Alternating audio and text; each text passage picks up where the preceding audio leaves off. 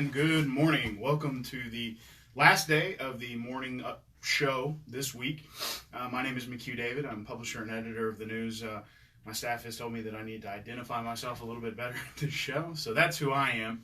And we appreciate you joining us. All my stuff is very far away today for some reason. This will be the last show of this week. We will come back at you Monday, but we are only going to be doing this show on weekdays. I would like to thank our Danny Paline from 5 Star Printing for the tablecloth, the sign. Still don't have the sign behind me. I'm hoping that he'll have that for me this weekend. Would really appreciate it, Danny. Hint, hint, wink, wink. Please follow us on social media. We're on Facebook, we're on Twitter, we're on Instagram, we're on YouTube, and we're on LinkedIn. We're sharing our content on all of those platforms. Great content. The guys here just do such great work. It's part of the reason that we were Louisiana Newspaper of the Year. Just churning out as much content as we can, as much good content as we can, trying to get the good word of Livingston Parish out to the citizens. It's part of the reason we started the show. We also did our first podcast. Did it yesterday. It will be live today, and we have video and audio. You can listen to either one. We talk about the flood insurance issue, NFIP issue, how it's going through the parish, and what the parish has to do to fix the problem.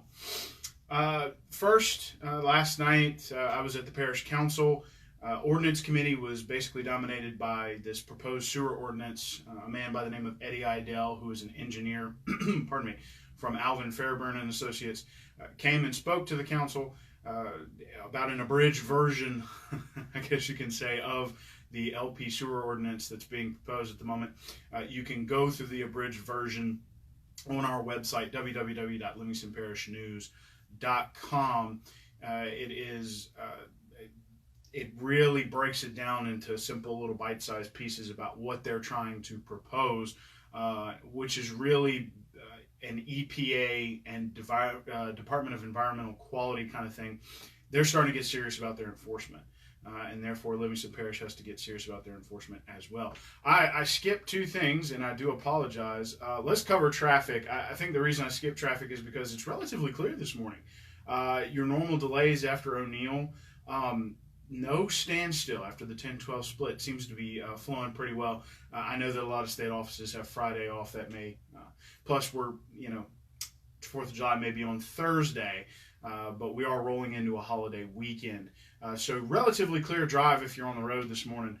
Not a whole lot going on. Your weather, it's 71 degrees, feels like 71. They're predicting 69 degrees Fahrenheit for a low, and isolated thunderstorms could get up to 91 degrees today, 30% total chance of rain. We already talked about the sewer ordinance. Fire Protection District 5 had their Fire Prevention Bureau approved last night. That is an extension of the State Fire Marshal's office. It helps with insurance ratings in their protection area, which is east of Denham Springs. Yes, there's a fly in here. It's wonderful. Areas east of Denham Springs. Fire Protection District 5's main fire station is actually one at the roundabout at Eden Church Road. They will be looking for someone within the department to help them run that section, but it's all about fire prevention as opposed to going out and trying to put out fires. As I mentioned, it's part of the State Fire Marshal Office. My man Drew Walker went out to Albany yesterday. The city is very excited, or the town rather. Their town hall is open for business. Their brand new town hall. They spent almost 3 years at the health unit, the old health unit, doing the business of the city, town, while they were building through FEMA this new brand new building that the city of Albany can be proud of. Go check it out, or you can read about it on our website, www.livingstonparishnews.com. A reminder that our website is just $5 a month. If you're having trouble staying logged in, please email drew@lpn1898.com, or you can call the office 225-665-5176. Denham Springs had some pretty good news. This was about a week ago. They hosted a disaster mitigation meeting in conjunction with quality engineering and surveying to discuss how to mitigate your home against future floods. There's a grant through FEMA that will help fund that up to 100% if you're in a severe repetitive loss situation, and they will either raise your home or they will purchase your home and turn it into green space within the city limits of Denham Springs. That land will be turned over to the city for maintenance. No longer available in the tax rolls, but for FEMA, it's about cost effectiveness and getting people off, basically stop paying them insurance payments. You know, either is it worth raising them, or is it worth taking it down, or is it worth it at all? Some people do get declined. However, at the first meeting they had, which would have been several months ago, they had about 40 people show up. 20 people left with packets, 10 applied, and according to the mayor, almost all 10, they're expecting all 10 to be approved for whichever mitigation piece they picked. That's worth about $1.4 million, a lot of which will be reintroduced into the local economy through contractors, demolishers, you know, whoever does the work, engineers like quality engineering and surveying. The Arts Council is asking any middle schoolers and high schoolers that are interested in participating in the arts to come to their office, which is on Hummel Street in Denham Springs. Pardon me. They also specifically have a 3-day acting camp coming up. So if you have a kid or someone in high school who's interested in acting, that may be something fun for them to do. Kind of some sad news out of Walker. Hannah Jones, who was the assistant who coached the team while Corey Arnold was serving out his suspension and took them to a semifinal berth against Denham Springs, quite a dramatic game, had to bid farewell. Her husband had a job change, moving him to the Shreveport, I'm sorry, not Lake Charles area, and it's an opportunity for him, and she's agreeing to go. It was a very tearful goodbye. What a season for them. Came down to the wire with Denham. A lot of emotion, a lot of heat after that one. But I know that the Wildcat family will miss her. Wrapping up the news portion of this, we always like to do something that's ooey gooey and feels good.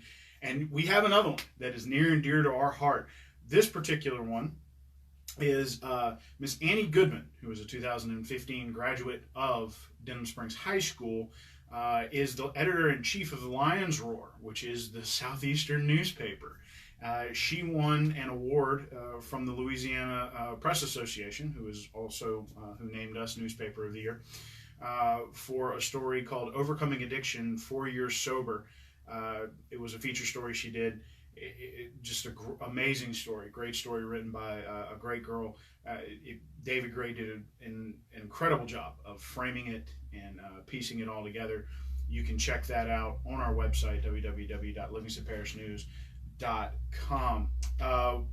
Before we clock out, do want to remind folks that this Thursday's edition, if you want to keep it, maybe it'll be a keepsake, was our last call and comment edition. We will no longer be doing that.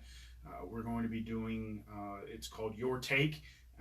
It was introduced as an editorial in this print edition, and we will be running something on social media beginning today so that folks can have a chance to get used to what we're looking after. And really, we just want to engage with you. We want to know what you think is important, what you want to learn about, what you just want to gripe about. But the anonymous commentary just, it's become a place where people want to put the worst of the worst, and we had to cull so much. We decided it was best to participate with the community instead of just giving them a place to really have some all-out anonymous brawls, which doesn't help anyone. It doesn't do anything for our community. Want to repeat, we're on Facebook, we're on Twitter, Instagram, LinkedIn, and YouTube, and we are putting out all of our content on all of those places. Please check them out. Give us a follow. Someone had asked about these morning updates. They do go on YouTube. We upload them just as soon as we're done recording them, and we place them there. You can go back and we'll have the whole archive there. We also put them on the website, and they'll appear on the app. You can go to www.livingstonparishnews.com/podcast, and you'll be able to find these as well as the podcast that we are doing. most weeks. The podcast itself will come out either on Thursday or Friday. Thank you for joining us for this fourth edition of the Livingston Parish News Morning Show. I am out of here. I'm heading to Houston to watch the Astros. Thanks to my wife, I'm going with my fiance. I'm going with my future brother-in-law. Go Stros.